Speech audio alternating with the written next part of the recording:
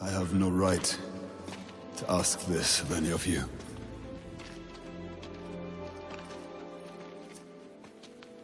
But will you follow me? One last time.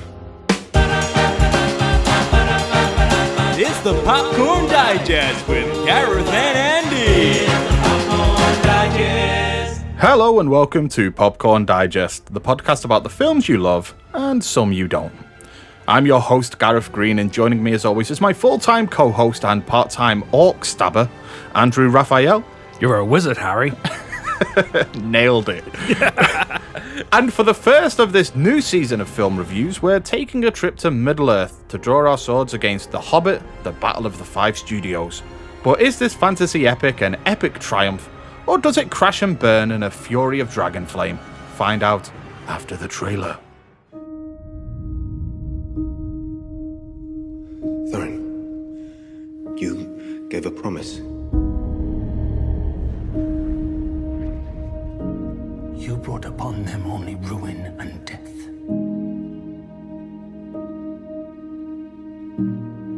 You've won the mountain, is that not enough?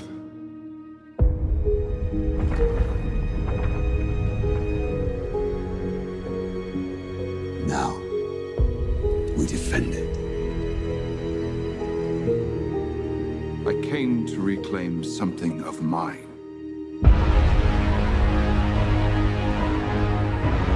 This was the last move in a master plan.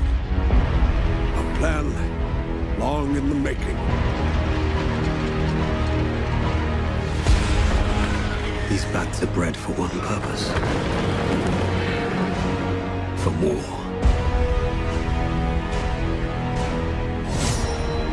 Leave Sauron to me.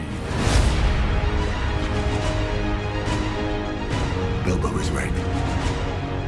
You cannot see what you have become. Everything I did for them. Battle of the Five Armies continues the adventures of Bilbo Baggins, a Shire-Hobbit who has discovered a magic ring that imbues him with the power to disappear for large portions of the story. Joined on his journey are 13 dwarves: Balin, Dwalin, Oin, Gloin, Philly and Killy, Cuthbert, Dibble and Grub, Tom Cruise, Danny DeVito, and that guy from the UK Haribo advert. And they're all in service of their dwarf leader, Thorin Angryface. Based on 50 pages from a book for children, this 2.5-hour epic is the first to feature R-rated dwarf-on-dwarf action. Hide your kids, folks. Things are gonna get hairy. Okay, so The Battle of the Five Armies, a film with a title almost as unwieldy as its runtime. So, Andy, what's your experience of The Hobbit? And not just the film, obviously, we're going to go into the book as well. What is your experience of this entire franchise? I mean, my experience of The Lord of the Rings, I wouldn't say it was incredibly deep, especially compared to yourself. I would say it was kind of marginally enthusiastic. I did go and see all 3 of the Rings movies at the cinema multiple times. Yeah. I had all the extended editions, loved all the appendices, and then bought it again on Blu-ray with all the extended editions and everything. So I've got some degree of an investment in Lord of the Rings. I have read some of the book. I never managed to get beyond Fellowship, though. Yeah. I don't know whether it was because of the way it was written. I never found them that engrossing to read, but that's just my own personal taste, really. Yeah. And that's about it. But I would say, as time's gone on, I've probably rewatched them less and less. And I don't know why that is. I think it's more just due to the length of the films and the time that I have. Because they're so long. And The Hobbit is a lot more patchy. I didn't see the first one at all in the cinema. And I think I saw the second one in the cinema maybe like 3 times. Higher frame rate? 48 frames per second by any chance? I did watch it once in higher frame rate, which was fucking horrendous. I went with you on that occasion, and I've never seen you more angry at a film than when we saw that. Oh, it was a shit show. And I think I saw Battle of the Five Armies once at the cinema in normal frame rate. Yes. And that's it, really. I bought them on Blu-ray very sporadically in the extended versions. And it's a testament to their quality that the appendices are far more entertaining than the actual films themselves. So yes, I'm the same. I think I've watched the making of documentaries for these films more than I've actually seen the films. Sometimes, honestly, I've just felt, you know what, I fancy like watching the appendices of the Hobbit films, and I've just gone through them without actually seeing the films. it's I like, feel like the you film. get a sense of those. Give it a miss. Yeah.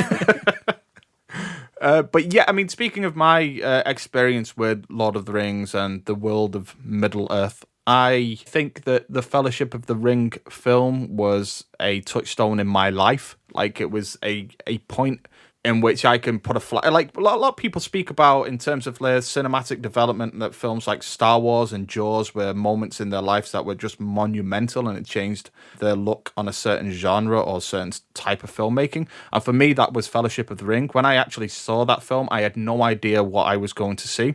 Some of my friends from school were going, and I just simply tagged along. And I wasn't really particularly interested in the fantasy genre either. As far as when I looked at it, I just saw it as being that weird thing that people played with magic cards that was just like Pokemon for grown-ups.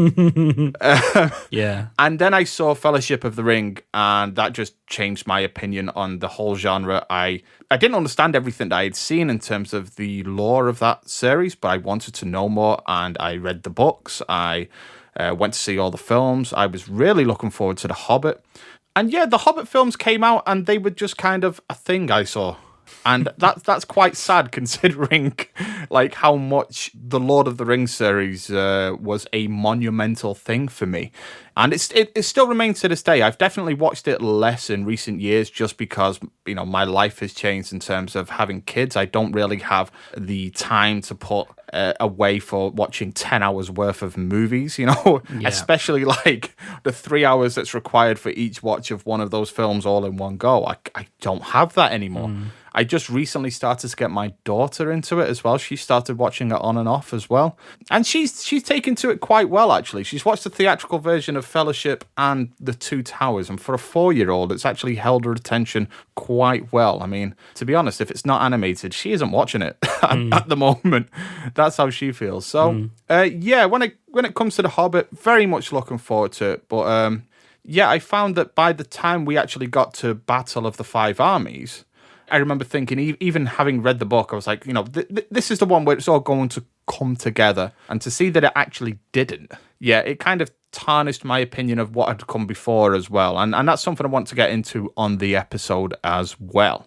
So I guess really before we begin, as we do on all of our shows, we're continuing the trend. We're going to be looking at the context as well. Now, with The Hobbit Battle of Five Armies, there's a lot of context that we can get into in terms of the making of these films, because the making of these films goes back years. It actually predates Lord of the Rings as well, if you follow it back far enough. And especially even with Peter Jackson's interaction with this series, originally his intent was to make a trilogy, with the first film being The Hobbit.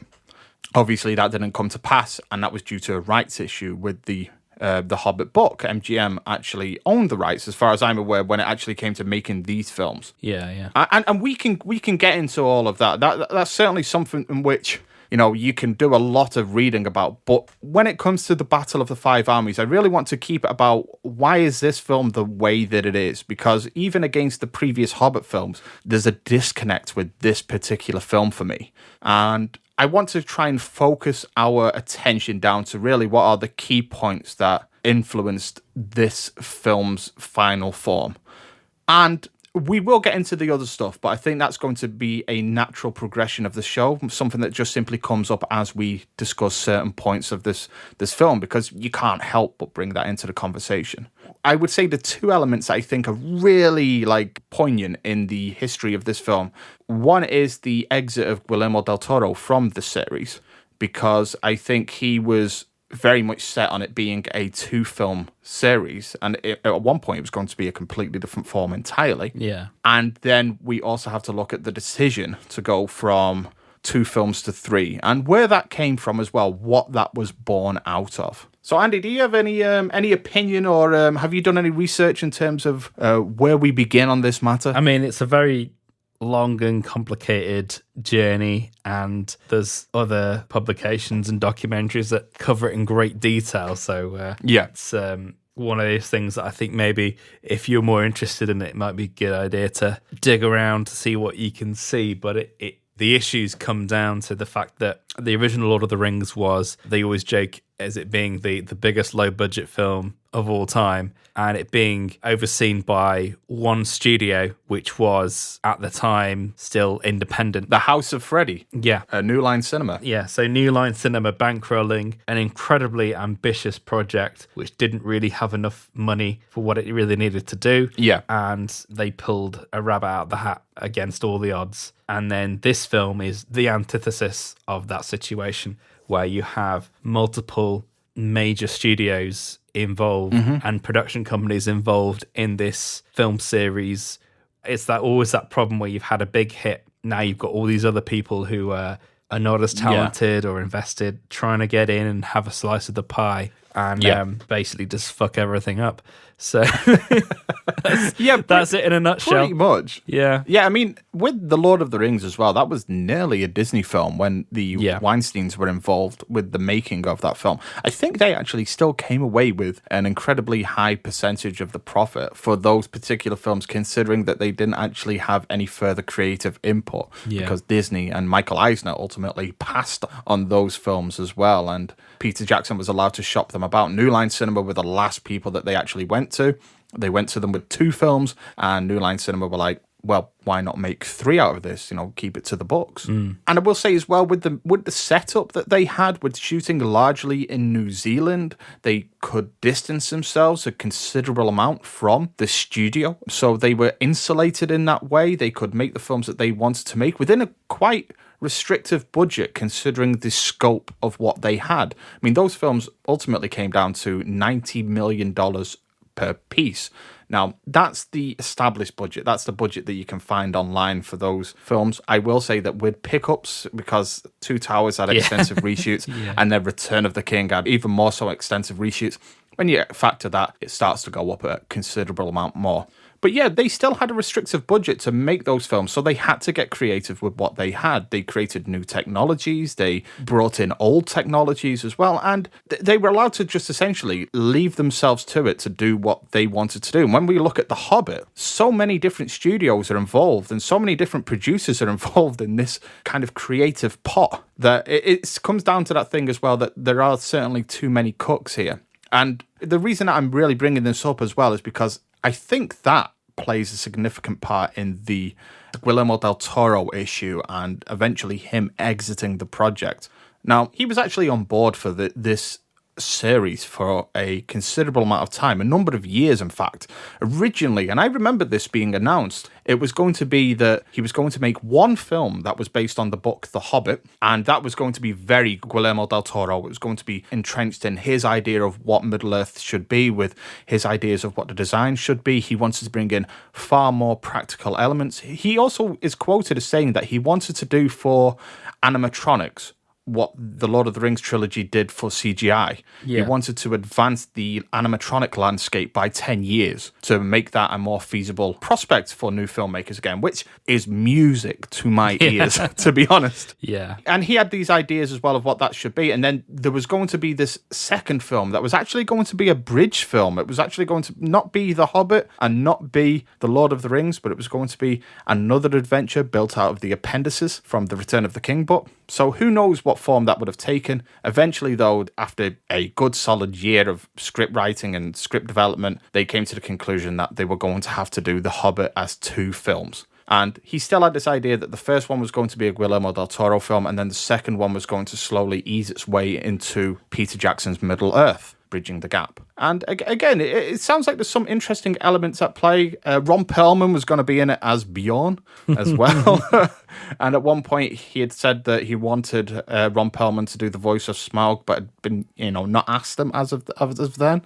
Could have been interesting. However, Guillermo del Toro, it never came to pass. Now, the official party line on that matter is, oh, well, the whole issue with the rights of the film, with MGM pushing it back for another so many months because there was some rights issues that had to be resolved before filming could commence. This is one of those things where MGM owned the rights to The Hobbit, but New Line Cinema had the rights to the Lord of the Rings appendices and stuff like that. And they wanted to work together with Peter Jackson involved, but there were so many disputes over pay that had to be resolved as well. There were some disputes with Peter Jackson. You can read plenty of that online. You can go to the Wikipedia, you can see it in the appendices. There's plenty of articles that you can go to that go into the depth of the financial landscape for Lord of the Rings and The Hobbit. But the party line is just simply that one of the delays was really what forced Guillermo del Toro to hang up his hat and say, I can't do this. But Lindsay Ellis goes into this on her documentary, and you can see it from the BBC interview with Guillermo del Toro. He doesn't sound like a man who hung up his hat for this film that said, I'm leaving. He certainly comes across as somebody that was pushed. What's your opinion of this? Well, I mean, why would you? I mean, like, it's such a stupid party line because it's so far-fetched that someone will go, I just want to do other things. You know, I'll dump this project of a lifetime. Yeah, you know? after investing 2 years of your life. Yeah, he was totally pushed. There's no doubt about it. And I think the studio just balked at what he wanted to do, which was to make an accurate version of the book, you know, and get the feel, because that's the big elephant in the room here, really, is the fact that the studio really just wanted Lord of the Rings again. Yes. And when you read The Hobbit, it's nothing like the Lord of the Rings. I mean, no. The writing style in each of those two books is completely different. And this is one thing I wanted to maybe clear up now before we get into it. I actually genuinely think there is a lot of material in The Hobbit because of the way it's written. Yes. I'm actually not going to be that much of a... I'm not a Tolkien, like, you know, I'm not going to lick his arsehole or anything like that. There are a lot of problems in The Hobbit, like, on a story front. It's not a perfect book, in my opinion.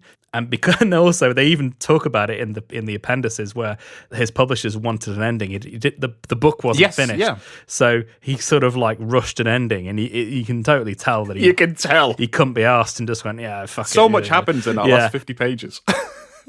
And the thing is as well, like, because the Lord of the Rings happened very organically after it, and it was originally meant to be, you know, a direct sequel to The Hobbit, and probably would have continued its writing style, but as he got more into it, it got more detailed, and it just became this mammoth thing, which ended up being split into 3 publications. Mm-hmm. And I think he did go back at one point and slightly amend the original Hobbit text to make it be more in line. That is right. The version of The Hobbit that we read now is essentially like the George Lucas special edition of The Hobbit, because he did go back and retool it to fit more into the Lord of the Rings Middle Earth that he had established there. Yeah. But even so, I still think the differences are apparent in terms of the tone and style. And also, like, to be fair to the filmmakers and having to fill in the blanks and flesh things out, the book is so abbreviated because of the way it's written, which is very much like a children's fable. If he'd actually gone back and rewritten the whole book in the style of The Lord of the Rings, you probably would have ended up with a book which is probably about half the length of The Lord of the Rings. It probably would have been about a good 500, 600 pages of text, and it wouldn't be this sort of really short book because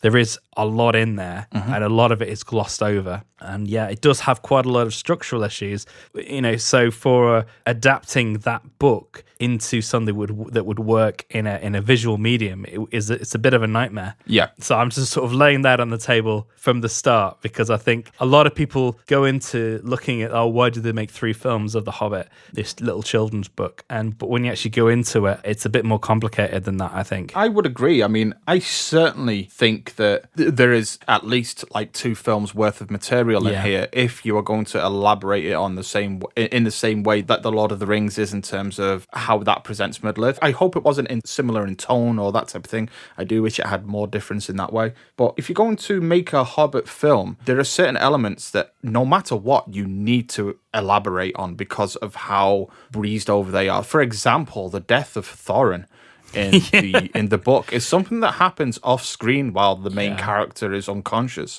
Bilbo comes to, and he just happens across Thorin before he dies, who's on a stretcher with spears and arrow holes in him, and then he gives one last speech, and Bilbo walks away. Then we don't even see him die. Bilbo just goes away and cries in his tent, and Thorin is supposedly dies off screen somewhere, and then buried in his tomb. Well, it's more than you get for Bomber, Philly, Killy, and Bard, which are just mentioned all in one sentence as having died in this supposedly huge battle, which is like 3 sentences long. That is very true. Yeah. And I can see that actually communicating this in a visual medium, there are certain elaborations that you're going to have to make. And my issue isn't so much the unwieldy length of these films. I know a lot of people say that, how did they make this, 600 minutes or whatever it is of, it's obviously more than that actually, of The Hobbit, a book that is 270 pages long. And my opinion isn't that you can't do that. It's more so that they did it wrong.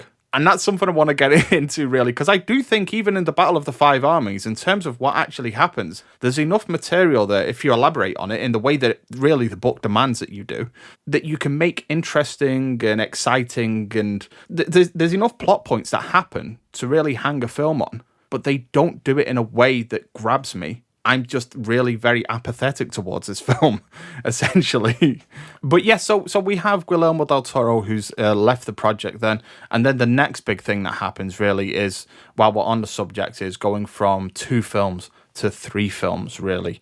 The decision that was made. Because although, given my last statement about that you can make a Hobbit film that is quite a lengthy adaptation, and perhaps that is the thing that needs to be done. However, when I say that they did it wrong, it really comes down to this particular issue. And that is that essentially they didn't give Peter Jackson the prep time that he needed in order to make these films. And so a lot of it is just him really making it up on the fly, which, considering the epic nature of the films, the technology that's involved, the sheer number of crew members that are involved in making these films, and you have at the top of it a director that hasn't been given the time to even really hammer down the script to nail that. And it results in him really relying on a fix-it-in-post mentality that I think resulted in them really making a third film out of necessity, not of narrative, but simply a necessity of production, just so that they could give themselves the breathing space not to think about a particularly complex battle sequence. And I think that is where this film essentially falls down. Yeah, I mean, I think the third film is also a studio.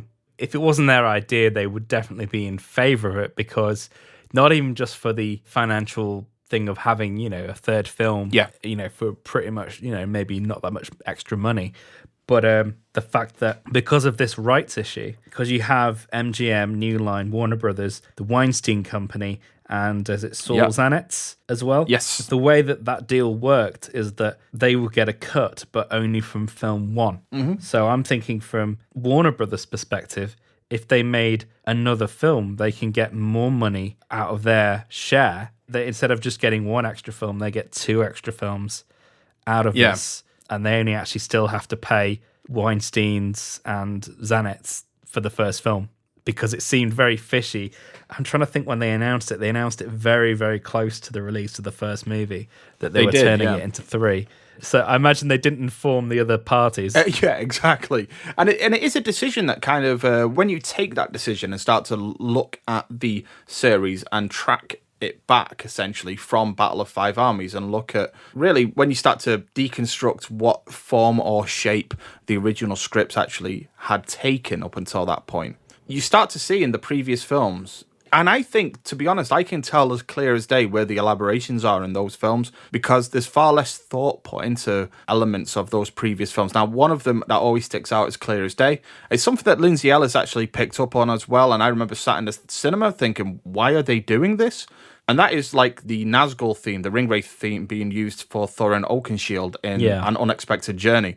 That whole segment was something that was there in a form, but it was much smaller and not as elaborate. It wasn't meant to be the concluding set piece of the film.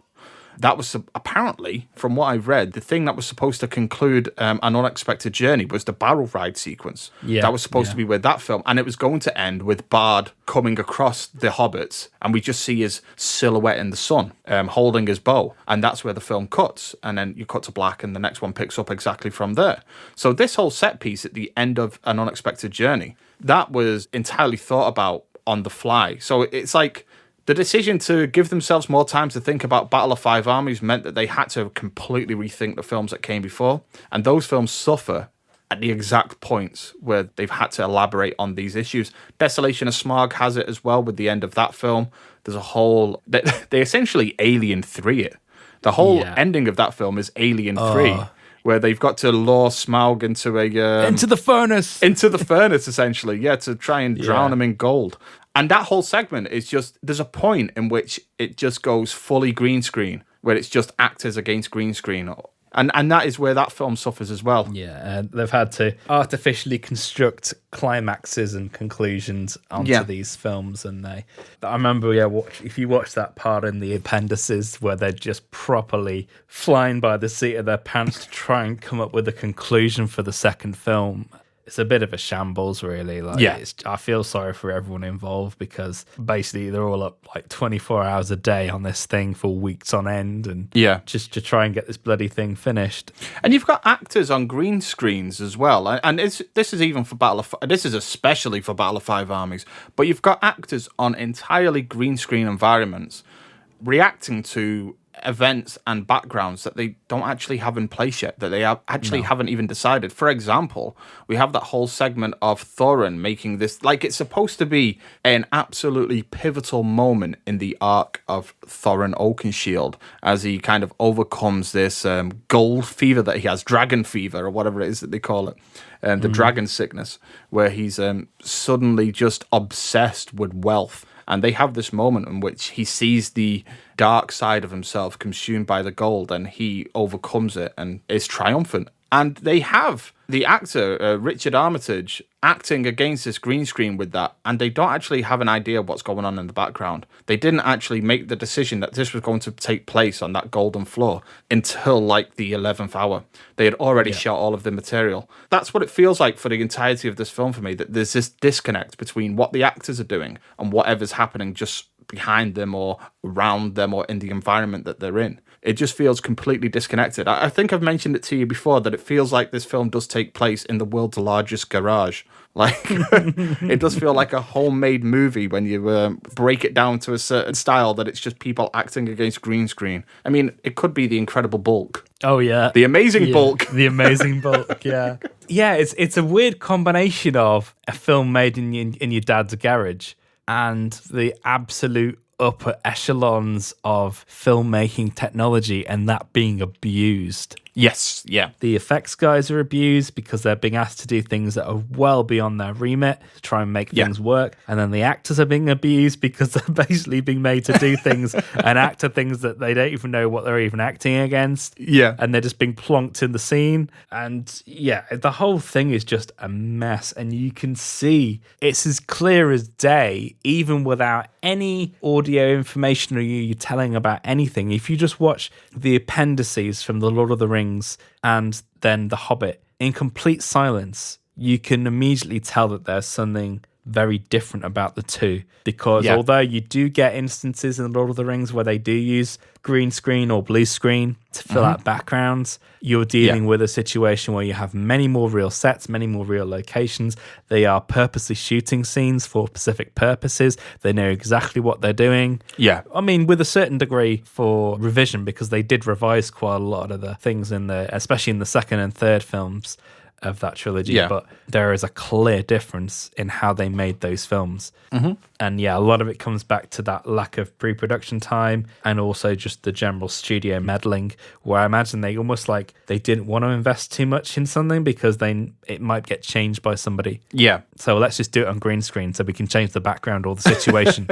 I would never say that these films are at that level, but it's very Star Wars prequel-y. Yeah. The way they made these films. I mean, they're still better films than the Star Wars prequels because, you actually have acting and dialogue that actually works. Yes. But the way that the films are made and the things where I would say this is not how you make a good film, a lot of the same mistakes they seem to have got lost in, or not even got lost in, they've had to do these things because of the situation that they're in. I agree with you. I mean, I don't think that this is, when we actually look at the films objectively, I don't think that we are at Star Wars prequel level in terms of the filmmaking that's on display. I think that Peter Jackson and his crew are better filmmakers. Yeah. And one of the things that strikes me from the making of the appendices is that Peter Jackson, in comparison to George Lucas, Peter Jackson is active on set. He's bouncing around his actors. He's involved in really decisions that they're making at the time. There are moments, I would say, that when they move the production to the volume and he's just simply sat behind the screen, just making decisions there, because that's where he has to be. That's where it starts to feel George Lucas. But when we have real actors and real sets, you can see that there's a spark alive in Jackson. And that's the difference between, I would say, Jackson and Lucas in terms of this whole world, is that we have somebody who is a genuine filmmaker in Jackson. Not to say that George Lucas isn't, but he's not really a director. Yeah. And he would say that as well. He has said that in the past. It's not something that he enjoys doing.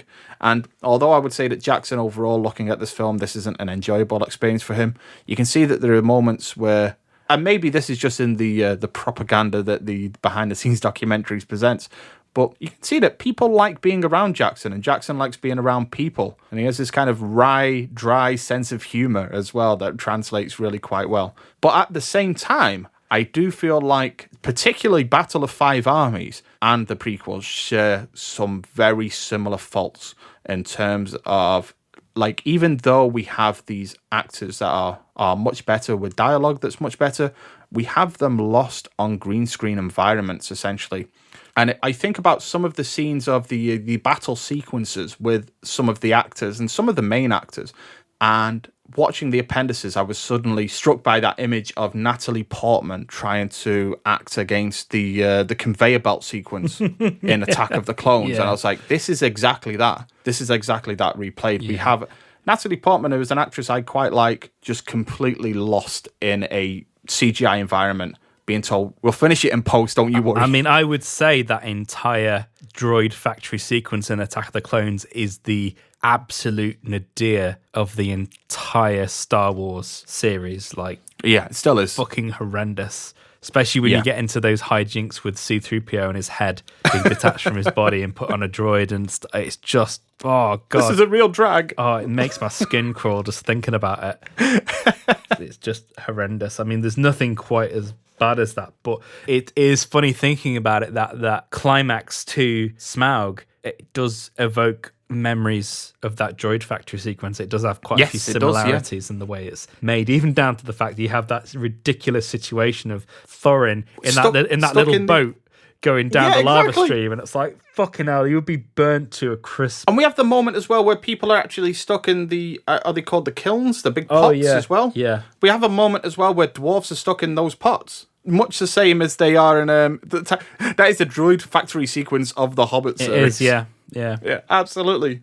So getting into really the Battle of the Five Armies, as I say, one of the things that I have said is that the length is not an issue for me. It's not it's the girth. The girth I have an issue with. No, well, I would say that this is all length, no girth.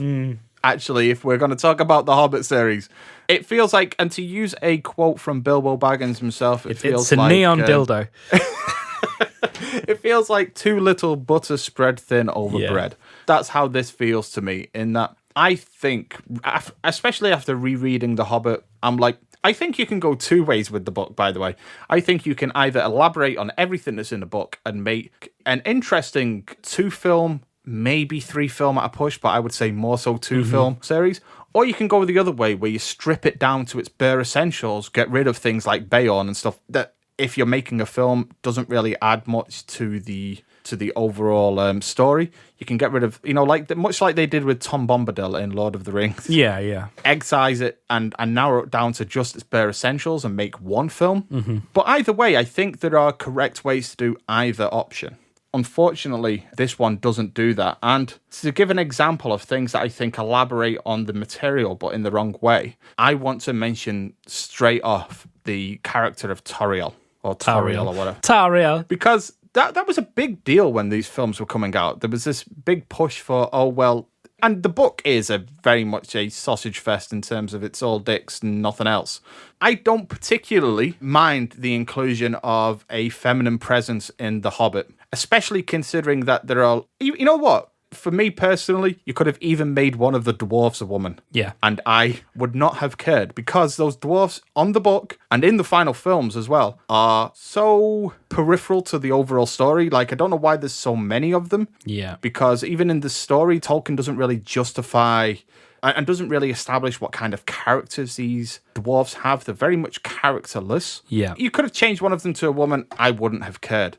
And I don't care that there's a feminine presence in Toriel either. But in terms of what they do for that character, and especially in this film, with the whole love interest, which feels very Twilight, that to me feels like a studio mandate that's come down and been like, well, love triangles are in at the moment, and we want something that's going to appeal to the 13-year-olds in the crowd that have been reading Twilight and, I don't know, Mortal Instruments or whatever. Yeah. That feels very young adult fiction to me. Yeah, and there's watching the Evangeline Lilly interview earlier, that whole love triangle thing was all reshoot material as well. Like, apparently she said when she joined the production, she said, as long as I am not involved in some sort of love triangle, because she has a history of being involved in those kind of things in the past. And also in real life. Yes. And and apparently, they went through all of the main principal photography without that being there. Yeah. And then lo and behold, when they returned a year later to do all the reshoots, this love triangle popped up, which they were made to do. So this is definitely a studio mandate, and I think it's very apparent because it's not a perfect film by any means, but there's much less of that stuff going on in the first film. Yes. Whereas when you get to films 2 and 3, you can tell that there's been some tinkering going on. Yes. Quite significantly, because a lot, all that reshoot stuff is for films 2 and 3. And also, I go into those dwarves as well. I've always thought it may be complete heresy, but I think if you are adapting something like this, which I genuinely do think is a book that is flawed, it's not perfect. I think Lord of the Rings, for me personally, is perfection. I love those books. Yeah. And I've bought many different versions of those books. But The Hobbit, I agree with you, it's very wishy-washy, very episodic. It has its own charm, but it's clearly by an author who's finding his feet within the genre that he's essentially creating. But it doesn't feel fully formed in the same way that Lord of the Rings is. But I would go as far to say if you're adapting this, it would have been a good idea, really, to have made that band of dwarves much smaller, and then with that you would have been able to have made each individual dwarf their own distinct character, and they would have been able to have contributed positively to the story, because you just get that feeling all throughout the films that they are really struggling as to what to do with those dwarves. Even though they've tried to make them look distinctive from one another, they can only do so much with some of them. And there's a sense by the third film that they've given up on the idea as well. Yeah, they've completely forgotten. Of even giving the peripheral dwarves any kind of character or presence. I mean, when we start to establish characters who don't speak but are just there, whenever I see those type of characters in films that are just, their whole character is a gimmick or a quirk, as there are with several of the dwarfs. We have the one that steals and the one with the axe head stuck in his skull. That's when I think the alarm bells go off in my mind, in which, well, why is that character there at all if that's all they're contributing? And I certainly feel that with this film as well. I mean, I know that it's a thing that, well, just before we continue, I will say I agree with you as well that the way that you could have gone about this is just simply by taking a few of the dwarfs out of the picture entirely. Because when we look at Fellowship of the Ring and we have a large cast of characters in that film, I can name all of those characters and tell you who is playing them and give you an idea of what that character is, using that whole red letter media thing as well, as describe this character without mentioning what they look like or what their gender is and using their name. Yeah. I can do that with Fellowship of the Ring, but when it comes to the Hobbit films, when it comes to those dwarves in particular, I can't do that with them. I can give you all of their names. I've read the material. I've seen the appendices. I know what their names are. I can't tell you which one's which. I can tell you like Philly, Killy, Bomber, the James Nesbitt one. Thorin Oakenshield, but it just becomes a mess for me. Like, I know all of the names of these dwarves, but I have no idea who's playing who. That is kind of an issue of the book, but at some point, especially for the third film, they just simply stopped trying to make that work. Yeah. And that comes down to that first issue that we have, really, which is the pre-production side of things. They never had it set in stone what this film was going to be, what this series was going to be. And as a result, it's kind of faltered. You can track like every issue back down to that whole lack of pre-production time. And in the documentary, I think, what's his name? Richard Taylor, Yeah. the Weta guy who works on all of the practical effects, and he also does some work on the digital side as well. He talks about, like, in Lord of the Rings, him having a year to prepare all of the armor for the orcs and that type of thing. And he said that with The Hobbit, he had something like 3 weeks. So there was no shots of him photographed against racks and racks of armor and helmets and that type of thing. Instead, it was just kind of like thinking it up on the fly. And when you start to look at the decisions that were made while shooting, the fact that most of the orcs are entirely digital and that type of thing, it all tracks back to that decision, this decision to rush into production rather than wait until they had the solid foundation set in place to know what they're making. And it still baffles me to this day that they made these 3 films without having it set in stone what the films were going to be. It once more makes me think of that short-term mentality that some studios and producers have, where it's all about appeasing that shareholder meeting that's at the end of the year, rather than looking at the long-term benefits of having something that's genuinely good. Yeah, it definitely felt like they had some sort of gun to their head where it's like, you start this now, or we're going somewhere else. Yeah. And, when you start going into that whole, like, Hobbit lore,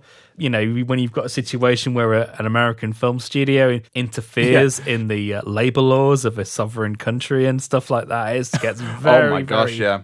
very, very murky and just not good at all. Yeah. And every single part of this film just feels like they want something that's like Lord of the Rings, but they're doing everything in their power to undermine that situation that created those original films. Yeah. And this is where I'm always like, these fucking business people are the stupidest fucking people in the world because they just can't seem to get a grasp of, if you treat people well, they will make a good film for you and actually make you more money because people will like the films more and they'll have a longer shelf life. Because there's always that wonderful quote, I can't remember who said it, it was on a very old documentary that I saw, and it's always stayed with me. I've known it since I was about 6 or 7 years old, where a guy in Universal basically says, like, in terms of the cost of a picture, if it's a bad picture, they're always talking about how much it cost. Yeah. If it's a good picture, it doesn't matter how much it cost because that film has a long life. It'll just keep going and going and going. Mm-hmm. And I've always taken that with me because you see it time and time again where these decisions are made for very short-term monetary gain. They have absolutely nothing to do with the artistic things. They often exploit a lot of people. And it's all for nothing because even though this film's made, a reasonable amount of money, they didn't make as much money as Lord of the Rings films did, especially when you factor in their budget. And also, I imagine when people are buying this new 4K version of the Lord of the Rings and Hobbit, I imagine more copies of the Lord of the Rings are going to be shifted than the ones for the Hobbit. Oh, you can already see that in terms of the sales. I actually received both box sets for Christmas, so go me.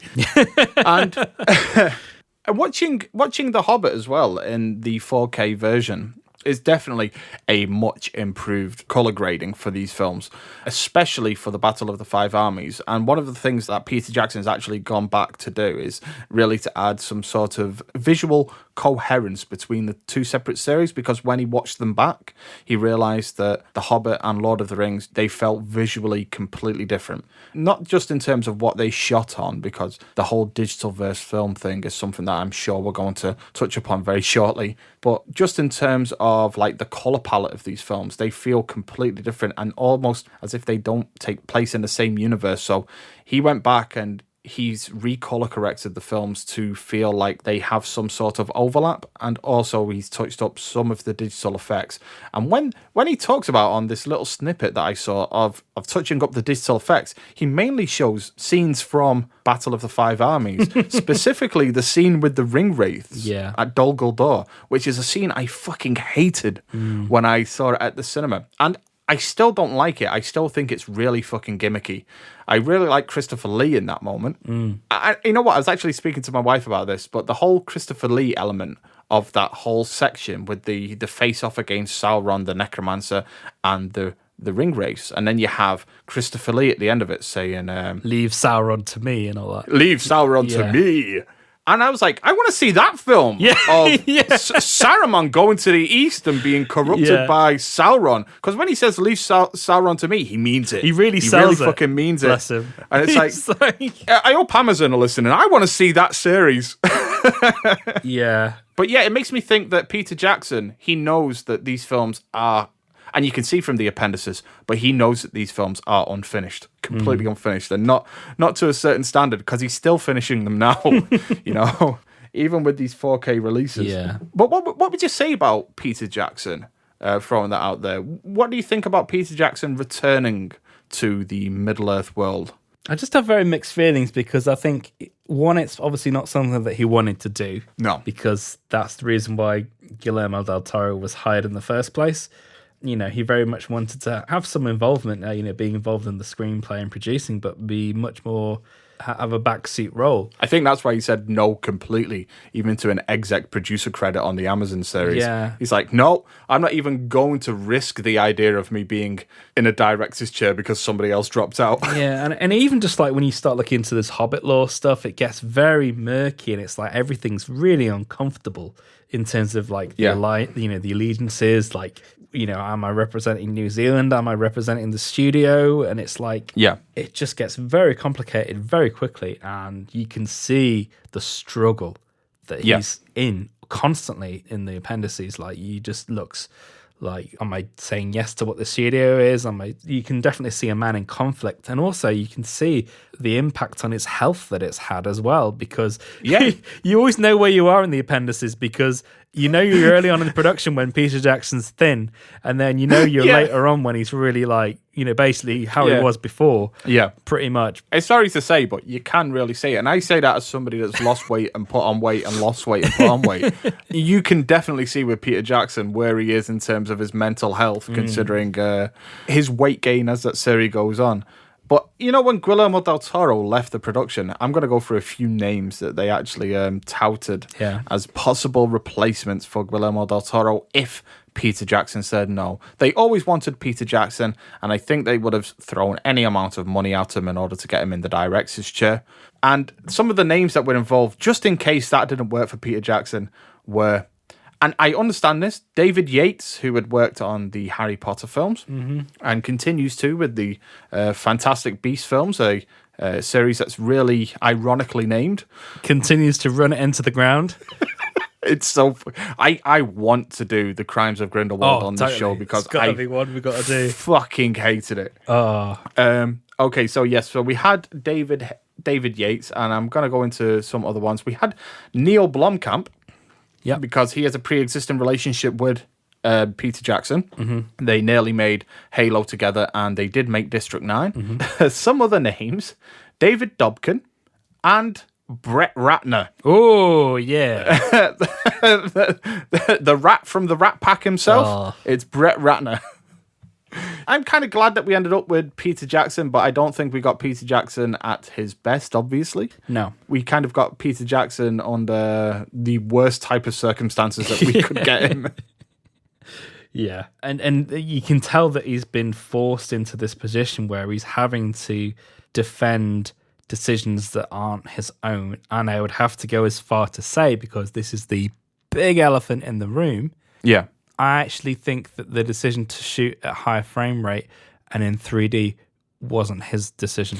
Now, that was a question I was going to ask you, because as much as I always say about Peter Jackson that I really feel for him when I watch this film, I think that some of the decisions that he's made as well are part of the circumstances have damaged the film, but he's kind of working under the worst circumstances that you can for this type of film. But when it comes to the higher frame rate decision and the digital decision, the big question that I have is that his decision? Or is that one of these studio ideas that we've got to be doing something new? We've got to be doing something that we can market. Yeah, just because of all the technical issues that it garnered, because the decision to make it high frame rate and in 3D meant that they couldn't really do model work. Yep.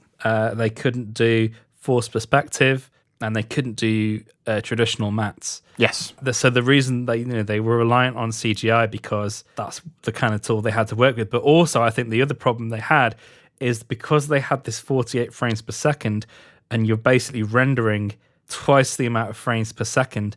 The strain on the CGI is very telling all the way through all three films. But I've seen Gemini Man. I know that it can work.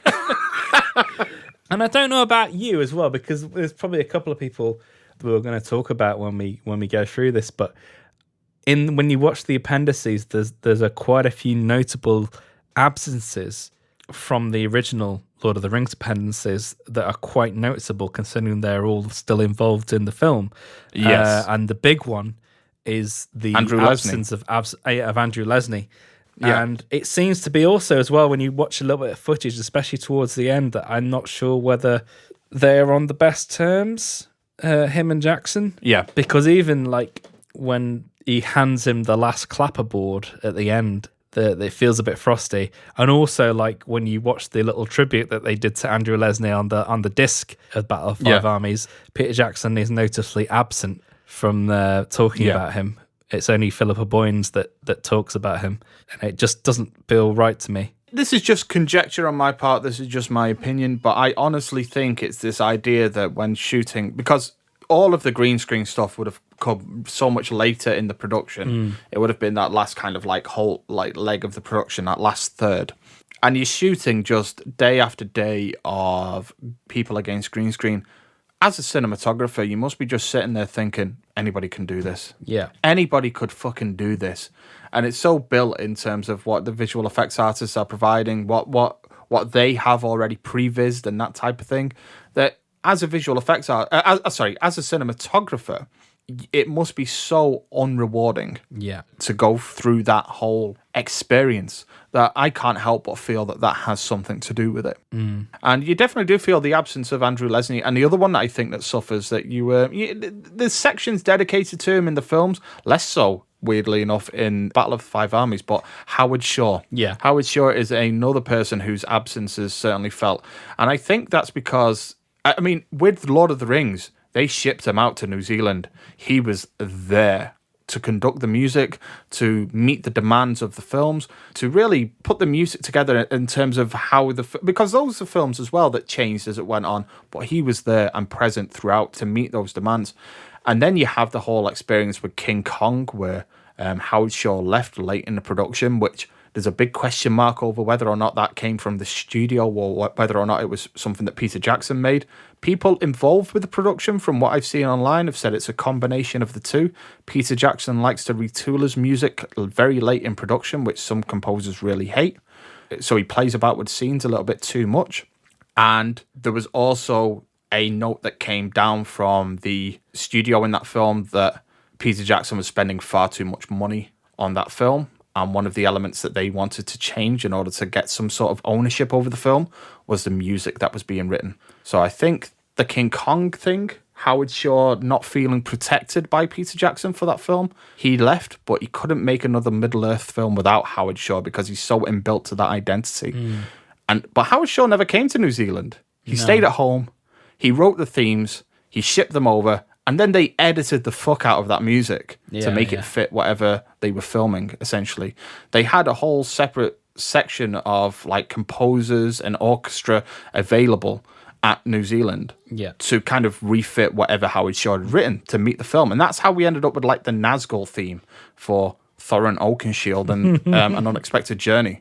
Just a lack of forethought and the lack of care, really. They just needed a punchy theme that people would recognize, and they went with that. And one of the things that I always hold for this series is that there's no real iconic theme to hang on the Hobbit series. I know the Fellowship theme, and I know the Shire theme from Lord of the Rings. There's plenty of others that I know as well. But there's so many iconic themes that if I hear, I know, I'm in a place and a time straight away. With the Hobbit, I think they touched upon it once with the Misty Mountains theme in An Unexpected Journey. Yeah, that's the only one. And for whatever reason, they abandoned it straight afterwards and went with apparently that was a decision as well that came from the top. They wanted a new theme They didn't like the Misty Mountains one. They wanted to go with something else. And so they created a new theme as well for the dwarfs. And it ends up with this film, this series of films that just doesn't have an identity for me. No.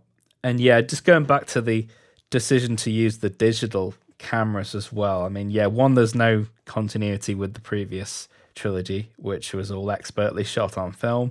But also, I think an even bigger elephant in the room is that grade. Yeah. It makes me laugh, actually, when you watch the appendices and they do those, and they do like before and after comparisons. Yeah. Pretty much every shot where they do a before and after comparison, the raw footage looks much nicer than the so finished much better. version. So in a way, the it's 4K like is completely done away with. Because in a way, as well. I can't really have blamed the decision to use the reds, because there would have been a way to have made that look much nicer and match the footage of the Lord of the Rings. I mean, I've not seen the HD. I tried downloading it before, but I'm not sure whether I got the right version because it still looked very much like the original to me. Yeah. For some weird reason. I mean, there's a couple of shots here and there where it doesn't have it and it looks all the better for it, but there's this weird glow to the image and it makes everything look really plasticky and fake. Even things that aren't fake. It makes on location footage really like the poorest studio lighting you've ever seen. Yeah, and I'm not sure whether they're just trying to gloss over all the unfinished CGI and things and then try and make it join together, but it sticks out like a sore thumb and it really distracts and it really takes you out of the film, because it makes the film feel so like artificial and uninvolving, and there's no grit to anything. That's right, yeah. And I would say that with the 4K versions that I've seen recently, they've done their best to essentially try and take the films a backward step in terms of that glow that's on everything. One of the things that a lot of people have picked up on with Battle of the Five Armies especially is that, holy shit, I can see the sky. There are clouds moving. Originally, everything was so blown out that everybody was just had this kind of like Photoshop gleam to them. It reminds me of what, when you see people that have those Snapchat filters on now. Yeah. Everybody looks like that, especially Legolas, but everybody looks like that. Oh, they've done something weird to Legolas anyway, but Legolas's bloated corpse. What happened there? I need to go into that as well. But they have certainly taken a step back from that. There are still some scenes that suffer. For example, when the survivors from the Lake Town massacre onslaught, when they arrive on shore, all of those scenes still look really blown out. I think that's just an issue that they never overcome. But for large portions of the rest of the film, it looks more like it should look. But even so, it's still like, it doesn't paper over the issues that I have with these films. It just looks like a better version of what's already there, really. But yeah, let's go into Legolas. Let's talk about Legolas's contribution to the story. The most essential character in the film series. For the fans. For the fans. For the fans. For the fans. Whoever they are. No, thank you. Thanks, but no thanks. Yeah. Yeah, he looks really fucking strange in this film as well. And they're really trying to hide that he's like 60 years old. Yeah. No. That's what it looks like. It reminds me of the Irishman. Yeah, and also like the contact lenses are not right. Like they're completely different to how they were in the original. And also, I noticed there's a few shots where I think they've forgotten to put his contacts in. Because it's CGI. And CGI'd him up. Whereas in The Lord of the Rings, there were also scenes where they didn't have his contacts in, but they just left it as it was.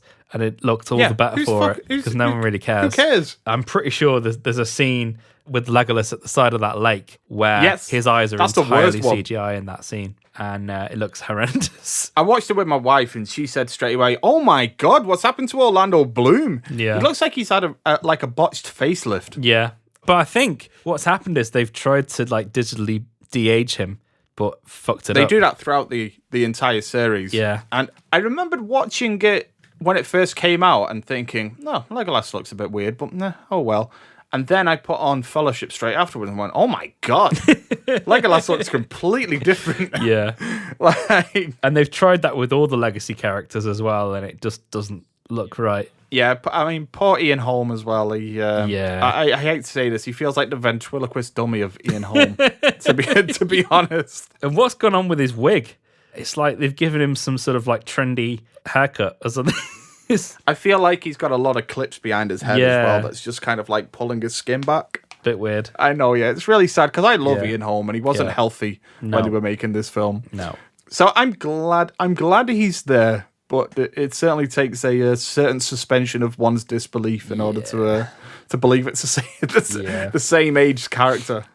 He looks a little bit more like that gross monster version of him that pops out in Fellowship. Yeah. You know what one of my real bugbears is for this film as well? Battle of the Five Armies specifically, is that it robs Desolation of Smaug of its best ending.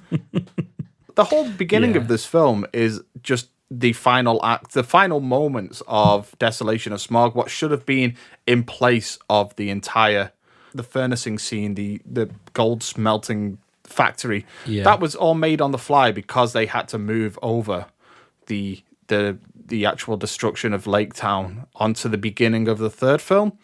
And Peter Jackson even says in the documentary, I mean, I'll give you a couple of quotes, actually. One of the things that he says is, because we went to 3 movies, we had to expand on a few things and resolve storylines in a whole different way. Which makes me think, well, if you had to do that, why do it? To be honest. Yeah. But also, he speaks about this this opening as being like the Indiana Jones opening. It's almost like a prologue before the film begins, a pre-adventure. Because it doesn't really play into the rest of the film. And it feels like, honestly, they've just simply robbed Desolation of Smaug of its best ending. Because it makes more emotional sense that all of these payoffs come in Desolation of Smaug. With these particular characters, with the Lake Town characters as well. And I feel like that is something that's really, really damaged the films for me as well. Because especially watching the 3 on the build up to this one, I see issues in the first 2. I see a lot of issues. But I think there's more to salvage in those films than there is at all to salvage in this one. And the best part of this film, the most emotional beat, especially with Bard and his son and the arrow and that kind of thing with Smaug, that's a moment that works for me. And I feel like it being here at the very beginning of this film means that it lands with such little emotional impact than if it would have been at the end of the second film. Yeah. Which is about those characters as well. It's problematic in of itself anyway, even as like an adaptation thing, because they purposely leave behind characters and build up the character of Bard and leave dwarves behind in the adaptation, because in the book, Smaug fucks off from the mountain and goes and burns Lake Town, and they're just they're all just sitting there hiding in a watching corridor, it. And then all of a sudden a fucking raven comes and basically just spouts some As a exposition. chap. I mean, this is the thing. I have to be very frank, and I think the book is really not that great. I really don't think it's written particularly well. It works fine as a fable, but then if you're trying to make an adaptation of this thing, it's fucking difficult. It really is difficult. But at the same time, I'm like, how would you structure this if you were making this as film 2 with the stuff with Smaug, and then you have the Lake Town thing, and then the battle? I mean, to be honest, and this is the question I've been asking myself, because obviously when you look at the disc 2, the appendices for Battle of the Five Armies, it's all about the battle. Mm-hmm. And for me, that's where this film falls apart. I actually genuinely think it's not without its faults, but the first hour and 15 minutes of this film kind of works okay. Yes. And it's only when Dane appears, or Dane, whichever way you want to pronounce it, it's when he appears over the hilltop, the whole film just starts to crumble and collapse in on itself.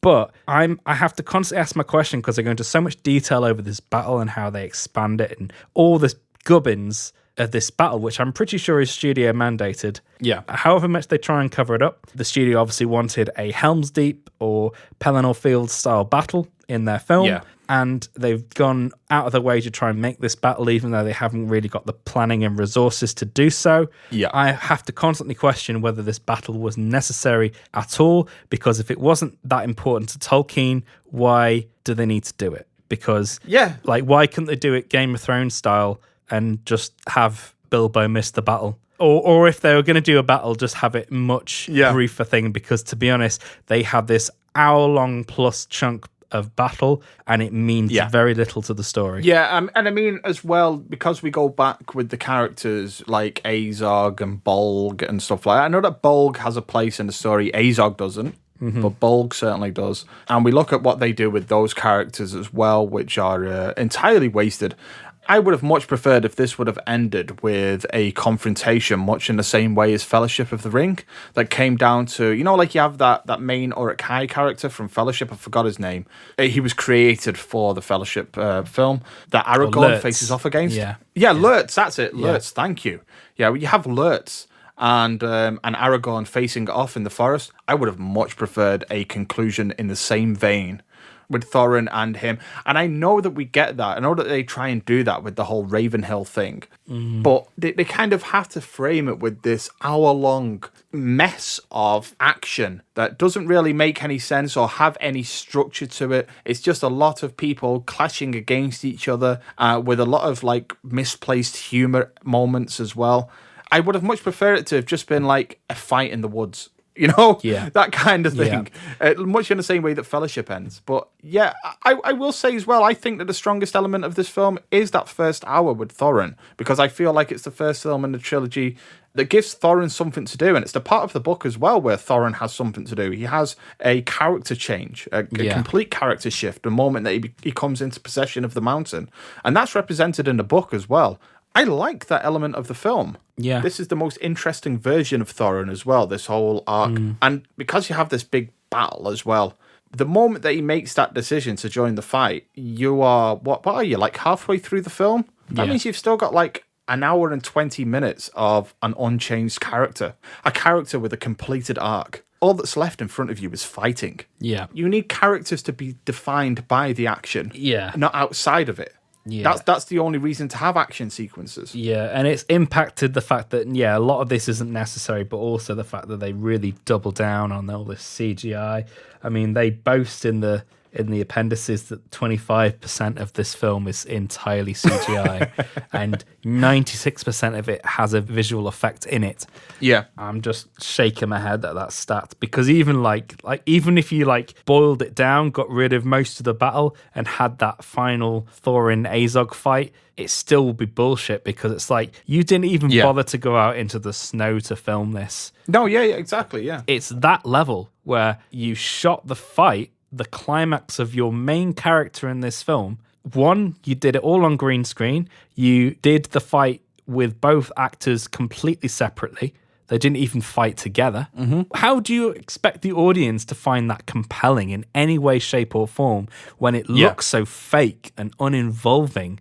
And you're just abusing all these CGI artists and making them do things in a medium where this kind of stuff, it's not what it was built for. Yeah. No matter what they say, doing this kind of stuff, it's not there yet. And I don't think it ever really will be, because you've still got, there's so many complexities that you can get rid of when you just go and actually shoot in a fucking... And the thing that really annoyed me is the fact that they keep making excuses. Peter Jackson, I think he's just trying to save face, but they keep trying to make an excuse that, you can't get this kind of stuff in the real world. And it's like they're having a fight on a glacier. Go to a fucking glacier and shoot the sequence. To be honest, they live in New Zealand, which is like got all of the seasons happening at once in one environment. Yeah. You can find snow and ice in New Zealand. Yeah. And you know what? I've seen the Lord of the Rings behind the scenes documentary. I know at what lengths you're willing to go to in order to make something work for the film in terms of the environments that you're willing to travel to. I mean, you only have to look at that whole segment of the film in which they actually shot on an actual mountainside in Fellowship of the Ring for just one scene in which fucking Frodo drops his ring. Yeah. And that's not a euphemism. That's an entirely different Lord of the Rings film. But yeah, they shot on a mountainside just for that scene. So why are you not making those same decisions for this one? I have a feeling it's time constraints and that type of thing, and studio demands it's going to cost money. There are more things that I look at now when I think about these films, like risk assessments and insurance. The COVID has made me start to rethink these type of things, that decisions that go into to making films. But yeah, I mean, I agree with you, and I also think that even though they do boast about it on the documentary, I think each one ends with Peter Jackson sat in a room days before the film is due to be released, just with his head down in his hands, I'm really sorry, guys. We've got, I'm really sorry that we're in a position where we're finishing the films days before. And he, especially in Desolation, he's really genuinely quite upset that it's come down to this, that it's requiring his artists to crunch You know, like to work like these 20-hour days in order to make sure that the film is finished. In Desolation especially, and the same thing happens for Battle of Five Armies, he views it as a failure on his behalf. I think that these films, specifically this one as well, have broken him in a way that he doesn't want to direct films anymore. No. He's quite happy making documentary films that he's been working on, like, and he's doing a fucking grand job at it by the looks of things as well. It's certainly where his passions lie. Yeah. I think we may have seen the last of Peter Jackson, the feature film director. He could do another small film as long as it's not like The Lovely Bones, but Yeah. I mean, that Oh even my that gosh. was still like FX heavy and stuff. I'm talking like, you know, really small scale stuff. Yeah. I think The Lovely Bones really got lost in that kind of post King Kong. In a way, I was thinking about it before. King Kong is like a halfway house in between The Lord of the Rings and the Hobbit trilogy in terms of It is. how it looks and the cracks in the artifice and things like that. Yeah, it is. I tell you what, though, King Kong does make some cracking use of miniature sets. Oh, yeah. I mean, like I say, it it really really is a does. halfway house of sensibilities and flaws and things like that. But yeah, I mean, I do have to be honest where I actually sat through this film because I hadn't seen it for quite a long time and then got through, the first hour or so. And I was like, it's not actually that bad. It's all right, actually. It's working for me. It's not great. It's got a couple of issues. I think the visuals look horrible, but like on a storytelling front, it's doing all right. There's a couple of things that I could do without. Like, it's like we were saying before, like the ring wraith stuff's a bit gimmicky and having Galadriel there and stuff, it's a bit like... It's ticking a box. Obviously, the Sauron bit's the best bit of that. And obviously the big elephant, well, the other of the 50 elephants. How many elephants are in this room? There's many. But the other one we haven't talked about at all is Alfred, who is the the Jar Jar Binks of the Hobbit trilogy. Well, the Jar Jar Binks of Middle Earth. I mean, I remembered when the first film came out and everybody thought that particular dwarf, I forgot his name, but I see him in loads of UK adverts now. But the young dwarf, everybody was like, that's the Jar Jar Binks character. We had not seen Alfred yet. Oh my fucking word, is he? Yeah. I feel sorry for the actor, to be honest, because... Yeah, Ryan Gage. Yeah, Ryan Gage, he's been written as a pantomime villain and he's playing it up to that. But every time he's on screen, I kind of cringe inside myself. I cringe so much, I almost like absorb myself up my own arsehole. It's like cringeception. No scene that he is in works for me at all. But you've just described the films for me in terms of the way that you viewed the first hour of Battle of Five Armies is watching, because I watched all three of them back. That's how I watched the first two films. I was like, you know what? I think if the films had been much like the first two are, with a little bit of tinkering, they would have been fine. They wouldn't have been masterpiece or great, but they would have been what we would comfortably call a fine series of films. And even, as you say, in terms of what's happening on a character level with Thorin for that first hour of the film as well, yeah, that's fine as well. It's just that halfway through that film, they clearly run out of material, and it just... Yeah. I just feel, by the time it ends, I'm just so apathetic. I can say that, but I'd say even in those first two films, there's a real lack of forward momentum. Oh, yeah. Because they're so episodic, they really should have been condensed down. Because I remember, I think when... Smaug is the only film I saw multiple times at the cinema. And I remember, I think even on the second or third viewing, I was starting to go, oh, God. God, it's just Still hard got going. an hour left. Yeah, because it gets really dull at times because they stretch sequences beyond... Like that whole Mirkwood sequence with the spiders, and I'm like, this is going on for so fucking long. It goes on even longer in the extended edition. Yeah. They have a whole crossing of the bridge section that just like, it is a slog. And it just really bores me. It really does. Like you're saying with the approach to how you adapt these things, really, they should have just took the best of what was on offer in terms of their journey and made a bumper compendium, like all the best They moments. should have Tom Bombadiled it. Yeah, they really should have done that. That's the thing, I think, with these films, because of the way that the book is written, in that everything is very breezy. Whereas with Lord of the Rings, the way that Tolkien approaches the story is very... he's wrapped up in the presentation of this world. He describes everything. If somebody sits at a stool, you're going to know the person that made that stool and the shop it was made in. And he gets very breezy when it comes to the days that pass and the traveling and that type of thing. But when it comes to certain environments, he's very wrapped up in making sure that you have an understanding of what this looks like, you know, the history of this world. And he's very wrapped up in the history side of things. With The Hobbit, though, he kind of just like floats over everything. I think, personally, I mean, this is just my opinion. I think the way forward is to make 2 films, and that is to elaborate on things like Bolg. Because that is a character as well that doesn't feel like he's introduced in like the last few pages as like a very like an afterthought kind of thing, as being like one of the leaders of the 5 armies that approaches. That's something that clearly needed to be elaborated on. I don't think we needed Azog there and his whole inclusion in this world as well. I mean, when this film was supposed to be 2 films as well, and it was supposed to end with the barrel riding chase sequence. In the trailers, I clearly remember that. It is Azog that you see there. Bolg isn't even a mention. I don't even think at one point they were even going to have Bolg in the film. It was just going to be Azog. And then it was when they split it into 3, they had to go back and rethink that. And then they ended up with the clusterfuck of an idea of actually having Azog and Bolg. Yeah. Because I remembered when they introduced him in Desolation, because everybody always said, oh my God, that one CGI orc was really bad, wasn't he? I mean, that one that they made in about 6 weeks' time. Yeah. And then Desolation starts, and it's like, oh shit, there's another one. Yeah. Every scene that Bolg is in was clearly a scene that was supposed to be Azog. Yeah. Because he just disappears from the films for a while. Yeah.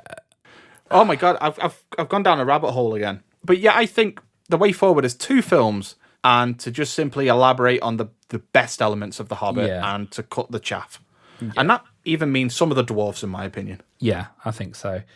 Because, there's just so much preamble where you just get to the end of that first film and you just go, what was the actual purpose of that film? Yeah. It didn't really have a proper beginning, middle, and end. They try and tack on that kind of Thorin accepting Bilbo thing, which actually causes its own problems because, again, they have 100%. Nowhere to go in the second and third movies.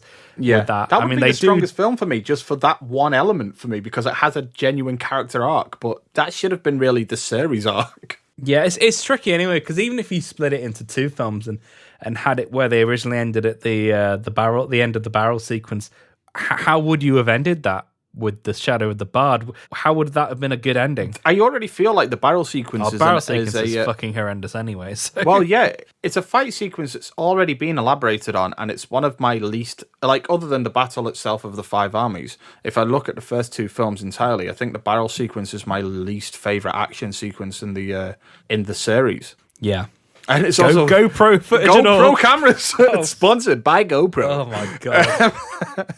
Talk about like whiplash. And especially, I mean, now that they've upgraded it to 4K, I would sign a petition to have those shots taken out entirely. Yeah. I still think now, how do you end that film at that point? Because I don't think the barrel riding sequence is exciting enough of an ending for a film. So I wonder where they would go with that. But it's strange in a way because, like, in some respect, that first hour of battle is actually much stronger than some of the other stuff in the other films.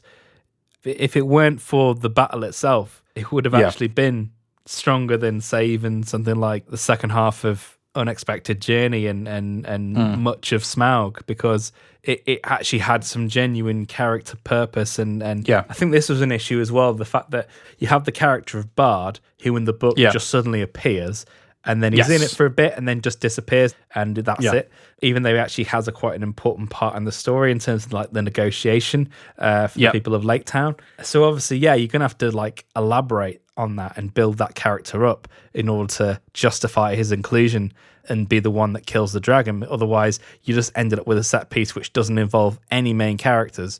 But because they had to split those bits up, you've got a character of Bard in the second film that doesn't really have much purpose in that particular film. He's only there so they can, because they've obviously lopped off Act 3 or the climax of that second film by moving it to film 3. It really upends everything in terms of the character work. For me personally, I remember saying this at the time as well, when I had first seen the film. The thing that frustrates me most about Battle of the 5 Armies is, I know that for you that you have particular issues with An Unexpected Journey, and you did far before the Battle of 5 Armies came out, but for me, An Unexpected Journey was always the stronger one because on a character level, it had a genuine arc at its centre. And I think the thing that frustrates me about Battle of Five Armies is it's the only other part of this series, and I wouldn't even say entire film, for half of it, it's the only other one that has an arc in it. Desolation of Smaug has some very strong scenes in it, particularly when Bilbo and Smaug are speaking to each other. That whole segment works fine for me. The parts that I would say build on the book itself are some strong elements, but no character really encounters anything of a change during that film.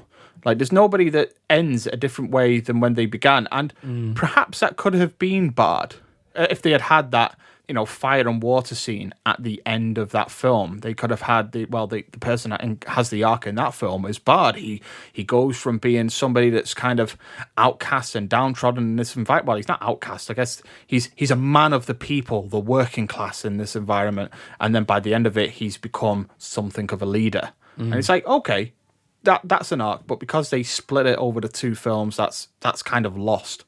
But yeah, Battle of the Five Armies is the only one other than An Unexpected Journey that has a complete character arc in it with Thorin. Nobody else changes, but just Thorin. In a way, I should be saying that this is the strongest film for that. But because it kind of like botches everything else when the actual fighting begins and all of the confrontation starts, and it just becomes a bit of a mess, and also an R-rated mess at that as well, because let's not forget that this is the only film in the series that features an R rating or a 15 rating, as we would say over here, due to some very, very graphic decapitations. What is it? What is it with the decapitations in these films? I get the feeling, like when you try, they've tried to come up with some very creative deaths for orcs, but they seem to have settled very quickly on just decapitating them, and it reminds me of that type of thing that you do when you're trying to bolster out an essay. So you just use the thesaurus to say the same thing as many times as you can. you know? And this feels like how many ways can you decapitate an orc? The battle itself is Middle Earth at its most schlocky. At its most PS2. Yeah. Oh my god, yeah. I mean, I'll talk about that in a bit with the whole Legolas thing, but for those that had issue with Legolas in the Two Towers and Return of the King, hold on to your hats. Yeah, I don't understand why they doubled down on that, because that was one of the biggest criticisms of those films. Yeah, and they seem to think that people liked that, and I don't understand why, because I haven't met a single person who liked that part of, especially the surfing on the elephant. Yeah, easily the weakest part of that film. And they keep going back to it as like marketing thing, even though I think it's because Orlando Bloom was a sex symbol at the time. Yeah. And because he was a sex symbol, they wanted more cool things for him to do. Or cool. Kewl. Yeah. Cool. That'd be cool. That'd be cool. But the thing is, Orlando Bloom's not a sex symbol anymore. Don't give him anything to do. We don't need him in this film. I like that he appears. If you're going to go to the Elves of Mirkwood, let's have him appear for a scene or so. Let's establish him. But he's another character that I feel like struggles to justify his place in this world as well, to be honest. And also, I feel like there's some weird story thing that they forgot about in the splitting of this story into two films that I've always gone, Because at the end of Smaug, he's clearly racing off to find Bolg. Yes. And then at the beginning of this film, he's suddenly back with the Lake Town people, and that whole line of inquiry is just gone. Yeah. And I'm like, what? Did someone forget about that part? Because I thought in the next film, when we catch up with him, he'll have been tracking Bolg and following them and finding out what's going on with them, and that'll be his part in the story, and it's not. I honestly feel like that was what it was supposed to be, that's how we tracked Bolg to the Gundabad fortress. Yeah. That was it. And then it was like they had to tack on Tariel. We have to do this love triangle. Yeah, exactly. We have to do the love triangle, so he has to go back, meet up with Tariel, who is in love with a character that she's only met for 3 scenes prior. And then they're going to travel to Gundabad in order to have this revelation that there's a whole army on its way. Mm-hmm. We should just be following Legolas on his own. You don't need dialogue scenes or anything like that. You need the quiet and silent Legolas that we know from Fellowship as well, tracking. I would like to see that, because we get that as well, that kind of trite and corny mother subplot as well that's introduced at the death, which it feels like it has just been introduced for this film in particular. Yeah. One of the last things that I want to get into really with this is, and I'm going to go on a positive, and that is that an actor that I quite like in this film and a character that I quite like in this film and that I think has been elaborated on in mostly the right way is Bard and Luke Evans.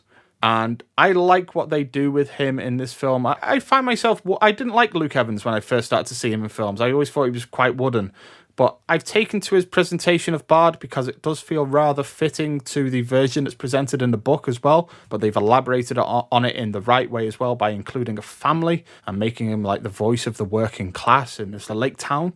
And I like what they do with him. However, I do feel like his best scene is one that's left on the cutting room floor. Yeah. And in the appendices, they have this whole section that's dedicated to the scene about Bilbo with his acorn. Like, they deal with it in the making of with such reverence and such, like, respect. They're like, this is a great scene, and they score it with real music as well. And I get the feeling that nobody involved in this production wanted to lose that scene. No. It's come from another place because the way that they talk about it, Bilbo taking this acorn that he stole from Bjorn and planting it in Dale as if in all of this bloodshed, something beautiful will finally grow. That is a real beautiful moment. And they cut it out for reasons that they never actually say. No. Just really because they had to. And then they say, oh, Bilbo planted it when he got back to the Shire. We never see that whole subplot come full circle, but it seems like a real poignant moment in Bard's development and Bilbo's development. It's very odd that it's not in the extended version either. Yeah. It really is like them saying, oh, we cut out the heart of the movie, but, you know. Yeah, it really is. You know, we had to do it. And you can tell that it was there because you have the first part of it in the film. And then when you get to the end credits, when you get the little drawings of the characters, it's fucking Bilbo with that acorn. And it's like, oh, Jesus, what has gone on in this film? Like, yeah, they fucked it. Post-production, like, who's responsible, like, for messing this up? Because like, there's that other thing as well, like, and it's got to be something to do with how the films have been perceived, because it's that whole gay angle that they wanted to get rid of and didn't want people to mention, because obviously you have all those things with, you know, Sam and Frodo in Lord of the Rings. And like, there's that thing where the fact that they have Thorin's death followed by Tauriel's lament of Kili straight after, which completely undermines the impact of Thorin's death.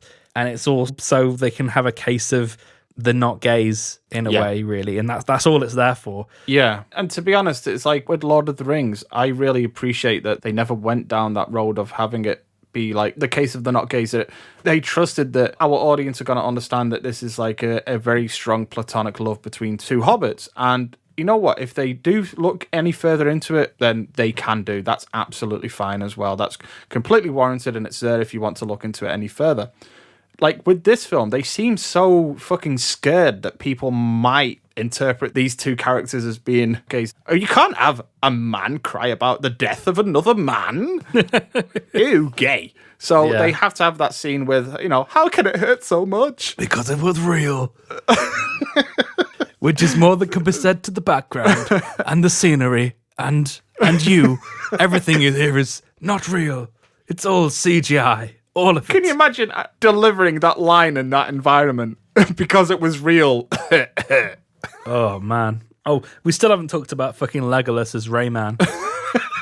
He's doing his whole platform video game thing going on there. Like, I understand what you said now. You said Rayman. I thought you said, like, Rayman, the platform video game. I thought you said Rain Man. And I was like, well, fair enough. I get it. Yeah. But this film's equivalent of the parachuting water ski thing in Die Another Day. It is that level of badness. Yeah. I mean, it's probably slightly better done in terms of the visual effects, but in terms of whatever else it's doing with gravity and stretching suspension of belief and everything, it's not good. And of all the characters to give the moment to as well, the dispatching of Bolg, why Legolas? I mean, if you're going to introduce Tauriel as well as this new character, it needs to be her. It 100% needs to be her. And number two as well, it kind of makes her portrayal in this film really quite offensive and backdated.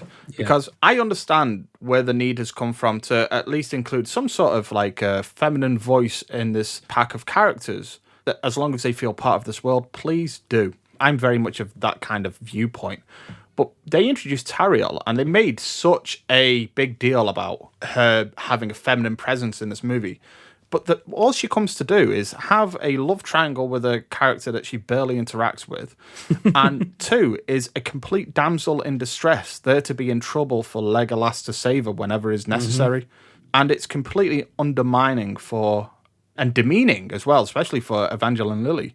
For that character, it feels so backdated and offensive, and I wonder where that has come from. I honestly do, because I can't think that anybody making that film would have thought that that was the right way to go with that character. Yeah. I would have preferred her to, almost like a reversal of the trope that we see. We normally see the trope of the female love interest being killed as a motivation for the male character to go on and overcome this great evil or whatever villain they're facing.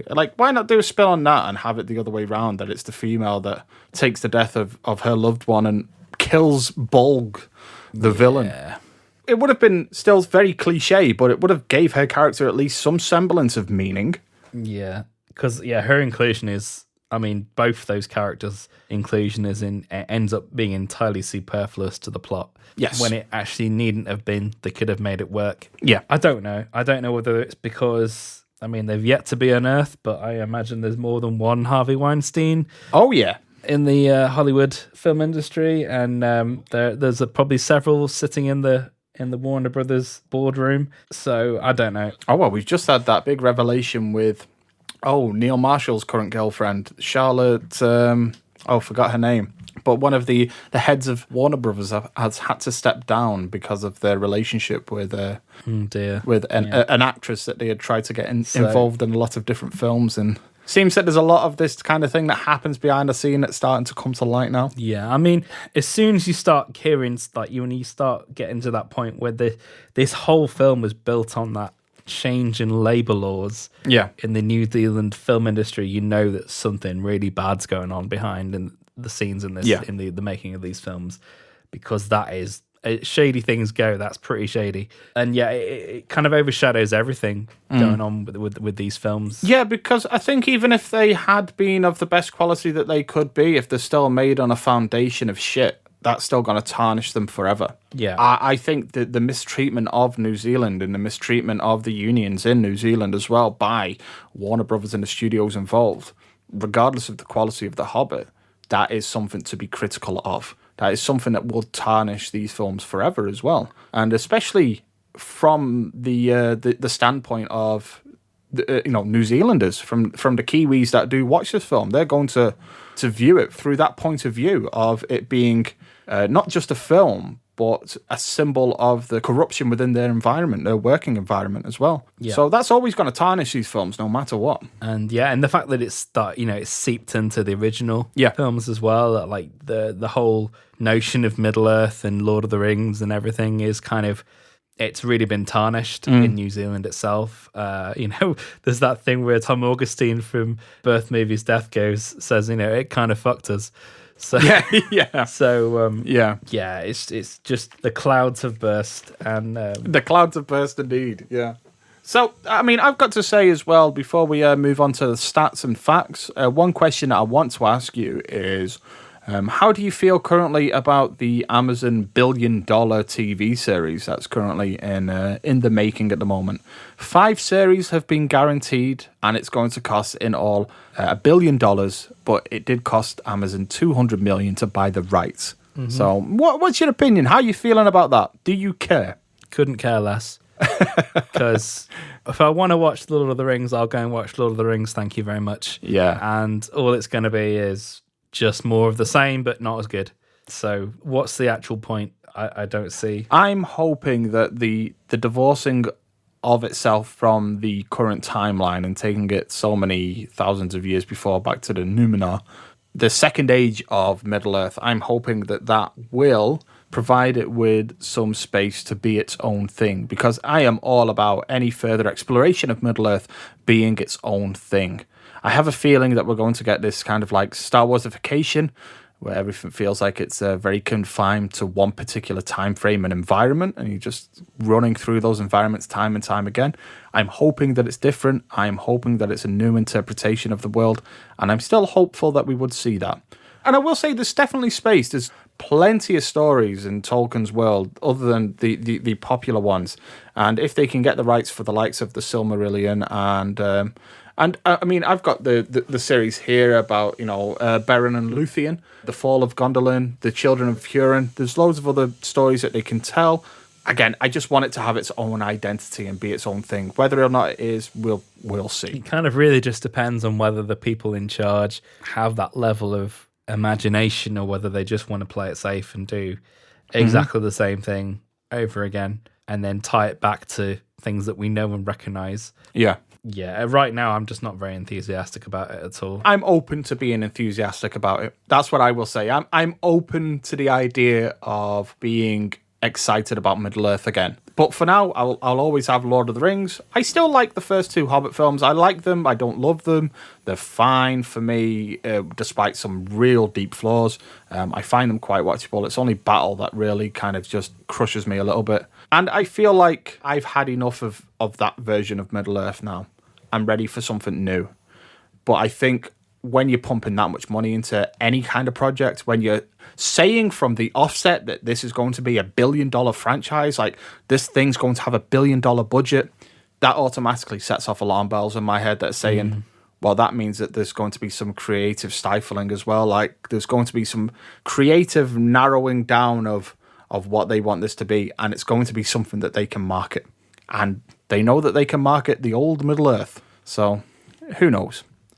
I was just thinking about it before when we were mentioning Tariel and things where like you definitely know the sheen's been taken off, because I still remember that fucking awful scene in Smaug where she's like trying to heal Killy and they have that whole white light sequence and it just looks like she's humping him, and it's like this looks like it just looks like elf sex, and I just couldn't help like sniggering. And they do similar things like that in the original, but I don't know whether because it was new and the context was there, it didn't look so goofy and silly. I think there's a degree of suspension as well. Like it's already worked on you in terms, like if you already feel like you've bought into this particular world, subconsciously you're going to forgive it some elements, whereas you can't help but look at these things out of context in the Hobbit films because you don't buy into the world in the same way. Yeah, I don't know. So, do you have anything further to add about The Hobbit, or shall we move over to the stats and facts? I mean, we could go on and on and on here. I mean, yet again, this is another film where we've barely mentioned the film. Yeah, it really is. We've talked around the film for the entire time. We've not really gotten into it. Because the thing is, again, like I would defend that first hour and 15 minutes because there is some good stuff in there. Yeah. There is some bad stuff in there, but, on the whole, it was going in a positive direction. That battle is so fucking terrible. And if you watch the second disc of the appendices, where they really go to town in telling you about all the detail in this battle, and I just have to go, oh, God, all that wasted time and talent and, God, working on this battle for how long, and it doesn't make any impact on me whatsoever. No. And it's just a CGI shit show that lacks any kind of impact, and it's all very weightless and just gimmicky and a mess. To me, it does feel like a video game. You mentioned Rayman before, but it does feel very video gamey, especially in today's current climate of like what you can achieve through video games now. And it's like, to be honest, you change the camera angles a little bit. You fix a camera to someone's shoulder, I'm looking at a video game now. And that's how that whole section feels to me as well. I mean, there's whole things that we haven't gotten into, like Billy Connolly. Yeah. Which I understand why they've had to do what they've done with that. But even so, every time he's on screen, Dane, it's a complete distraction. And he's supposed to be a fully fledged character, and you just can't buy it because it's. I mean, I understand the respect that Peter Jackson will have had for Billy Connolly, and I totally get that. But I think he should have made the decision to recast.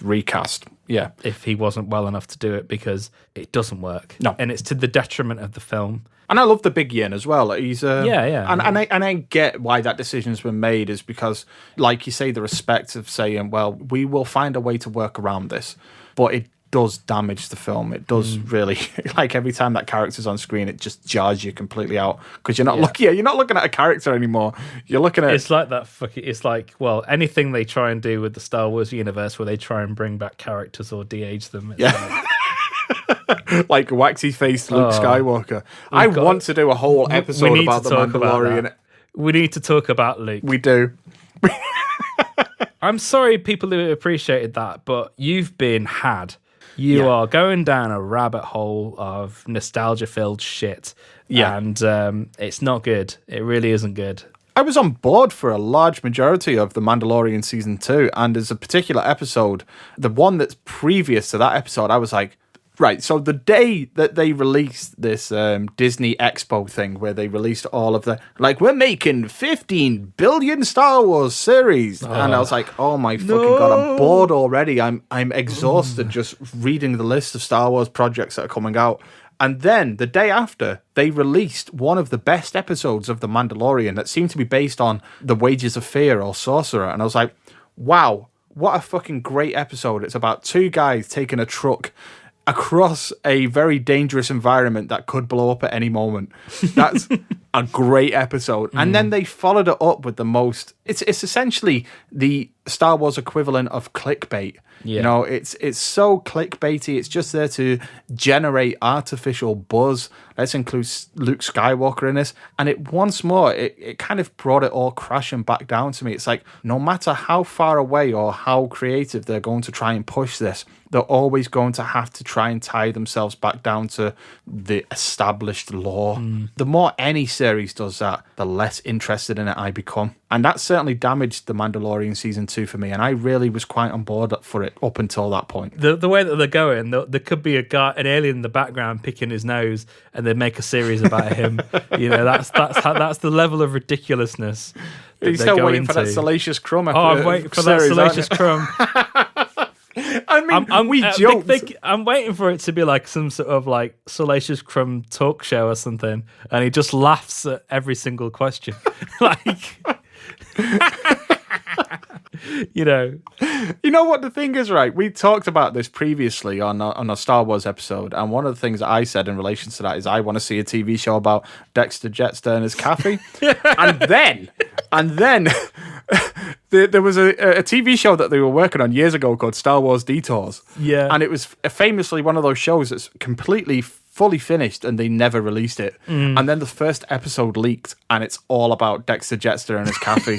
And I was like, holy shit, it's about somebody sticking up Dexter Jettster's cafe. I couldn't believe it. I was like, it's actually come full circle. We've got a Dexter Jettster TV show. Yeah, so I mean that's the thing with that Lord of the Rings TV show. It's only a matter of time before they give Alfred his own spin-off series. And it turns out that he survived his dealing with the being swallowed by the troll. Yeah, he crawled out of its arsehole. he crawled out of the troll's arsehole. I mean that's the thing as well that I think we haven't mentioned, the fact that yes, the theatrical version of Battle wasn't great, but it was actually the extended version that really broke us. Yes, because there's certain things that they added back into the film which increased the ridiculousness and the schlockiness of it, because there's more decapitations. You've got that Alfred death sequence, and then you've got the other thing we haven't mentioned, which is the fucking chariot pulled by the goats. Of course. And that's where the R rating came from as well, was the chariot chase sequence. Yeah. I remembered when the Battle of Five Armies came out, and when I was reviewing it for a website or a forum or somewhere, I gave it like a 6 out of 10, which I still feel is a quite accurate representation for the theatrical version of the film. I still think it's an apathetic 6 out of 10 that I would give it, but I was still quite quietly optimistic that the extended edition would bring things full circle and justify the inclusion of certain elements. Like, I would thought that it was going to make more of the inclusion of characters that felt like diversions in previous films, like Bjorn and that type of thing. Beorn, I should say, not Bjorn. And then when the final thing came out... Radagast. Yeah, exactly, yeah. And when it came out, it made the whole thing worse. That was the one that broke me. That truly broke me. And it is the version that we've watched as well for this episode today, is the extended edition. But I think anybody that watched the theatrical would be able to follow exactly what we're talking about as well. And I do agree with you. I think that I can't overlook the fact that the strongest element is that first hour of this film, the first hour and 15 minutes before things really kick off. The bargaining with Thorin as well over his gold, and you have him dealing with, he's gone full Austin Powers gold member. You have that whole element of the film. That's still its strongest moment. I know that Peter Jackson said that he wanted it to feel like Silence of the Lambs as well, like with Clarice Starling going to visit Anthony Hopkins in prison. Yeah, he did mention it. He said he's going to cut it like a thriller, like Silence of the Lambs is what he said in the pre-release for this film. And I you know what? For the first time watching it this time, I could see it, and it's the talking down the hole is what he means. And that's not sexual. But whenever Bard comes to talk to Thorin, I think that's what he's referring to. And you have this madman on the other side of the glass, essentially. But I like all that element. But yeah, once the fighting begins, it just becomes so detached from everything. And the extended edition only seems to have added to those woes. Yeah, I mean, also, it's a testament that some of the most effective sequences in the film are the simplest, like that talking through the hole, and that simple sequence where Gandalf and Bilbo are sitting beside each other and he starts smoking his pipe, and that just little things like that. And yeah, the thing with the acorn and stuff, which they should have left the other half of that in and everything. Like, those are the bits that work. I just generally get the feeling like whether it was the studio or even a bit of hubris on the filmmaker's part or something. I think that's definitely a part of it as well. Yeah. I just feel like they've really genuinely missed the point of why people liked The Lord of the Rings. Yeah. They've kind of doubled down on some of the weaker elements of that trilogy, actually. Yeah. Yeah, and I just feel like it's just a tornado of all these elements that have come and pretty much just ravaged what could have been something that was actually would have been just as worthy as, if not as grand, it could have been just as charming as the original films. And it really isn't. It feels very hollow. I think the point is that they should have never have tried to match The Lord of the Rings in terms of epic scale. And I think they set out with the idea that they wouldn't. But as the film series went on, the demand came down that they had to match like Helm's Deep or, like we say, Pelennor Fields. And I also think that for a film series called The Hobbit as well, it does lose its main character. And this one certainly does. The first hour is quite strong as well because Bilbo feels a part of that world. He's got something to do. He travels back and forth between Gandalf and Bard and those characters at Dale, and he has the Arkenstone as well, and he has a lot to do with Thorin. And from that point onwards, from that point that the battle begins, it's actually Bilbo that disappears from the plot entirely. And for a film that's named after him, this is the one that I think, from a certain point, has the least to do with him. It does come back with a very strong moment with him and the dying Thorin. But I feel like it's too late by then. Yeah, it's too late, and it feels like a missed opportunity by that point. To be honest, during the thick of that battle, everybody gets forgotten about. They're just so interested in all the gimmicks that they can throw in and all the CGI bollocks. That should have been the name of this film. The Hobbit, Battle of the CGI Bollocks. Oh, and Bard's wagon. That is another one of my absolute worst sequences in the film. It's just so horrible. I will say as well, I don't like the trolls in this film. No. To be honest, I don't like much of anything in this. I don't like the dwarves riding the goats down the mountain or anything like that. No. It all feels very, as you say, very weightless and goofy. Yeah, goofy is definitely the word to use. Send in the goats. Send in the goats. Send in Goatsy. And I think this is the thing as well. Like, that epitomizes for me all the things that are wrong with this film. But like, it's Philippa Boyens' favorite line in this film. This is another thing that's wrong. Yeah. Because I was mentioning it to you last night about the hubris, and there's something going on with Philippa Boyens that I can't quite put my finger on. I don't know what it is. She's become a bit of an arsehole, and I really don't know, because she comes across really nice in the Lord of the Rings appendices, but there's a certain arrogance about her in the Hobbit appendices. You think she's like believed her own hype? Yeah, in a way. There's something not quite right. Anyway, yeah, it's like she's become the world authority on Tolkien and how to adapt Tolkien, and she's made a pretty horrendous adaptation of this Tolkien book. But I think there's many things that have gone wrong, many things that have gone off the boil in the interim period between both trilogies, and Yeah. this trilogy unfortunately has been the casualty of all those changes. And this film is where I think it's come to its ultimate head as well. Yeah. And like you say, not even the first half, but that second half is where it's all just come to one gross whitehead of a film. Yeah. Okay, so moving on to the stats and facts.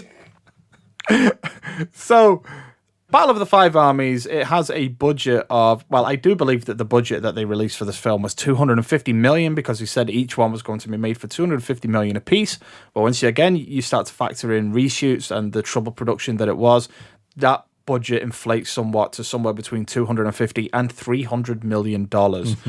As mentioned, it was filmed back to back with the other Hobbit films, so that gives them some leeway. But the box office opening for this film was $54 million US. And it did go on, though, to make $255 million overall at the US box office, which, although is a quite significant increase over its opening weekend, it's still, I think, the lowest US playthrough of a Lord of the Rings Middle-earth type film. I think that's the lowest gross of the lot, as far as I'm aware. Yeah. And overall, the box office is $956 million worldwide. I do believe, I remember at the time that this film was released, it was released in the same year as Interstellar. They did say that it would have made over $1 billion had the exchange rate been in their favour, but that was a particularly bad year for the US dollar. However, even that said, yeah, I still think it's an accurate decrease. It's the final Middle-earth film that Peter Jackson's going to make, so it was always going to make money. It didn't crack the $1 billion that everybody thought it was going to, the easy billion. Yeah, and especially when, like, the year later, you're getting films that are, I would say, are actually worse, like Jurassic World, that are making 1.5, 1.6. Yeah. If it was genuinely a good film and was the trilogy capper, it could have been making those kind of numbers. Easily, yeah. I think people have just got bored and fed up by this point. Yeah. I know I was. So. Yeah, and me too. By that point, I was done. Before The Hobbit came out, I was chomping at the bit for more exploration of Middle-earth, and by the time it was finished, I was like, I'm kind of overdone with this now. And just to give you an idea of the films that this was up against at the time that it was released, so you have The Hobbit opening at number 1, and at number 2, you have Night at the Museum, Secret of the Tomb, and number 3, you have Annie. Yeah. Oh, shit, I forgot that they did a remake of Annie. Yeah. It's the one with Cameron Diaz and Jamie Foxx, wasn't it? Yeah. And then at number 4, you have the Ridley Scott whitewashing epic, Exodus, Gods and White Guys. Gods and Kings. And at number 5, you have the Hunger Games Mockingjay Part 1, Return of Jafar. At number 6, you have Wild. And number 7 was Big Hero 6. Number 8 was Top 5. Okay. Top 5 in the top 10. And number 9 was a film called PK. And number 10 was The Penguins of Madagascar. In a Christmas adventure. A real iconic week. Oh, dear. That's not the strongest week at all. And then moving over to the critical review of this film. So the Rotten Tomatoes score for this film is 59%, which is the lowest for Peter Jackson's Middle-earth films, and it has a 6.30 out of 10 average rating. And the consensus is, though somewhat overwhelmed by its own spectacle, The Hobbit, The Battle of the Five Armies ends Peter Jackson's second Middle-earth trilogy on a reasonably satisfying note. I mean, I disagree, but I don't have the effort in me to... It's a very much of a... Yay. It's tiny flag. It's trying its best to be positive, but it's kind of like still a kind of, I'm waving a tiny little flag for it. It is. And talking of the critics, I've gone for James Dyer's review from Empire magazine, and this is a resoundingly positive review. He gave it 4 out of 5 and said, "It's a fitting conclusion to Jackson's prequel trilogy and a triumphant adieu to Middle-earth. Now complete, The Hobbit stands as a worthy successor to The Lord of the Rings, albeit one that never quite emerges from its shadow. Jackson has crafted a grand old tale to do Tolkien proud, and with a single simple bow in the final moments, one that offers a far cleaner send-off than Return of the King ever did." What? You've been smoking crack, my friend. What's in that pipe? Yeah, he's been smoking Gandalf's pipe for too long. Oi, not enough of that. I know he's gay and proud, but you don't have to say that about Ian McKellen. Oh dear. Oh my word. Anyway, so the audience score for this film on Rotten Tomatoes is 74%, which is with a 3.86 out of 5 average rating, and the IMDb score is 7.4 out of 10. And again, I think those are higher because it's a franchise film from a franchise that is still well regarded by a certain core audience. It's much like the majority of Star Wars films are always going to get a certain rating despite the quality, because there's a certain fandom there already inbuilt to push those ratings. So I understand that. But for me, I'd be looking at more of like a 6 out of 10 film. I'd probably say a 5. Well, the extended edition, certainly. Yeah. Okay, so I think now it's time really to draw our final thoughts on the Hobbit Battle of the Five Armies. So, Andy, any final thoughts that you want to put across to close the episode? What is your final standing for this film? I just think this is yet another example of having more content is not necessarily a great thing, because really it just dilutes what the thing was when it first started. And very much like Star Wars, my interest has dwindled due to declining quality of content. And I really hate using the word content because it seems to be something that is used very liberally these days, and it's not a good word to use when you're dealing with things that are supposed to be artistic. I mean, you know, there is a level of business there, but it has to come down to the art and creativity, and that's what really puts the bums on the seats. When you get an imbalance of that, that's when I just switch off, because I really couldn't care less. And I genuinely think it really has damaged my appreciation of Lord of the Rings. I don't even think it's the time thing. I mean, Jess has watched Lord of the Rings on several occasions when I've not actually been bothered to actually watch it with her. Yeah. So, these things do an awful lot of damage when they're not right. I used to argue against that when I was younger. I used to argue against the idea that, but I think that now that I'm 30-something years old and I've allowed certain films to settle with me for not just years, but for decades, then I start to realise that actually, yes, you can damage a film with a bad sequel or a bad series of films, or by overexposure, you can damage my appreciation of a good film. And I've certainly found that with Star Wars, and the way that I don't really have any desire to go back even to the original Star Wars films. I don't feel that way with Lord of the Rings yet, but it could get that way if they do go down that road with the later series, and we start to find ourselves just saturated by Middle-earth products, content. I just really feel like as time has gone on, and I don't even think it's as I've got older, because I kind of just feel sorry for a lot of the younger generations, because